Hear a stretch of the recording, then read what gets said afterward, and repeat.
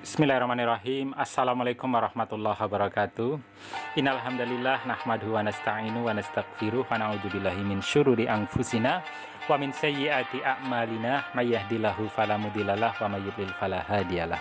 Asyhadu an la ilaha illallah wahdahu la syarikalah wa asyhadu anna Muhammadan abduhu wa rasuluh. Amma ba'd.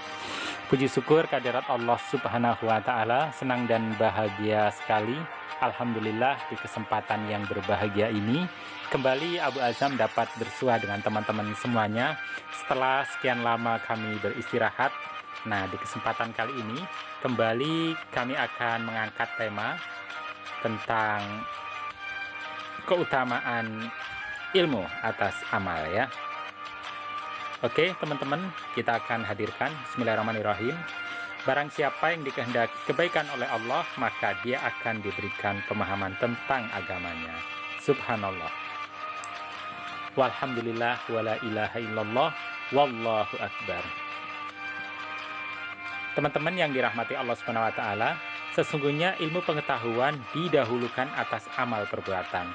Karena ilmu pengetahuanlah yang mampu membedakan yang pertama antara hak dan batil dalam iman. Kemudian yang kedua, antara benar dan salah dalam perkataan. Yang ketiga, antara sunnah dan bid'ah dalam ibadah. Kemudian yang keempat, antara benar dan salah dalam muamalah.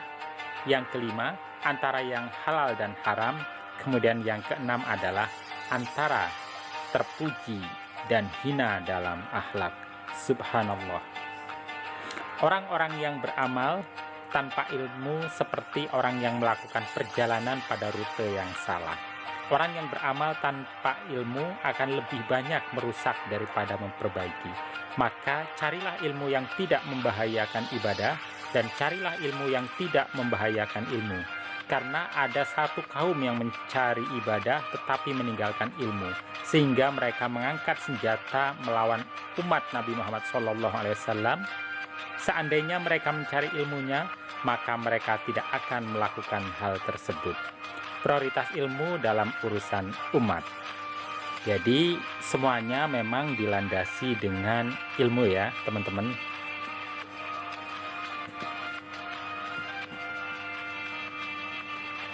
Pentingnya ilmu dalam urusan politik. Sesungguhnya kamu mulai hari ini menjadi seorang yang berkedudukan tinggi, lagi dipercayai pada sisi kami. Berkata Yusuf, jadikanlah aku bendaharawan negara Mesir. Sesungguhnya aku adalah orang yang pandai menjaga, lagi berpengetahuan. Quran Surat Yusuf ayat 54 hingga 55. Pentingnya ilmu bagi seorang pemimpin atau amir. Nabi mereka berkata, sesungguhnya Allah telah memilih rajamu dan menganugerahinya ilmu yang luas dan tubuh yang perkasa. Allah memberikan pemerintahan kepada siapa yang dikehendakinya, dan Allah maha luas pemberiannya, lagi maha mengetahui. Al-Baqarah ayat 247.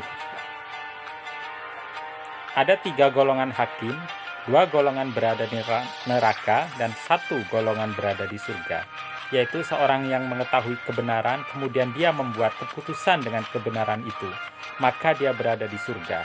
Seorang yang memberi keputusan hukum yang didasarkan atas kebodohannya, maka dia berada di neraka.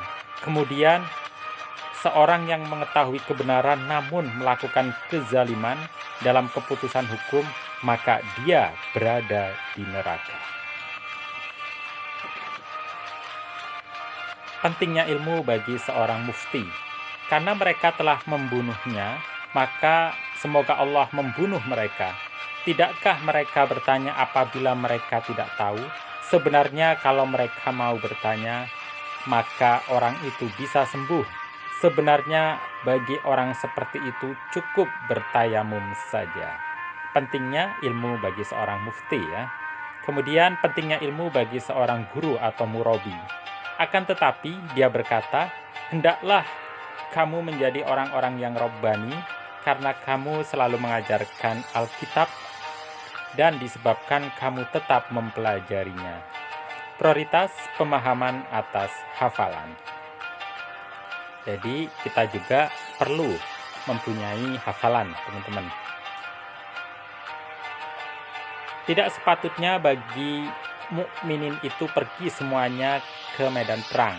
Mengapa tidak pergi dari tiap-tiap golongan di antara mereka beberapa orang untuk memperdalam pengetahuan mereka tentang agama dan untuk memberi peringatan kepada kaumnya apabila mereka kembali kepadanya, agar mereka dapat menjaga dirinya. At-Taubah ayat 122.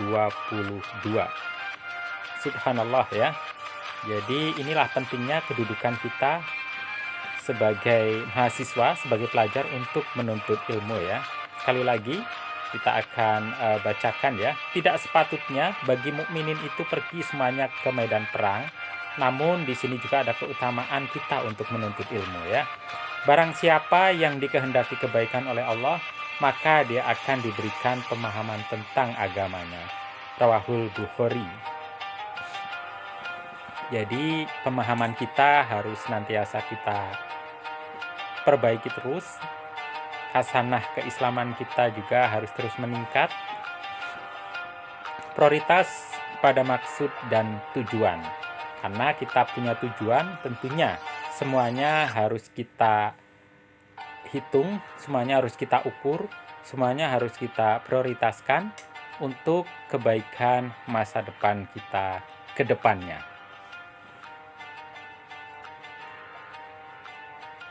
Ya, apa pentingnya? Rupanya yang pertama adalah menjaga agama. Kemudian yang kedua, menjaga harta. Yang ketiga, menjaga keturunan atau kehormatan. Kemudian yang keempat adalah menjaga jiwa. Dan yang terakhir adalah menjaga akal. Nah, inilah pentingnya ilmu syariah, ilmu yang bersumber dari kebenaran Allah Subhanahu wa taala. Prioritas ijtihad atas taklid. Dan janganlah kamu mengikuti apa yang kamu tidak mempunyai pengetahuan tentangnya.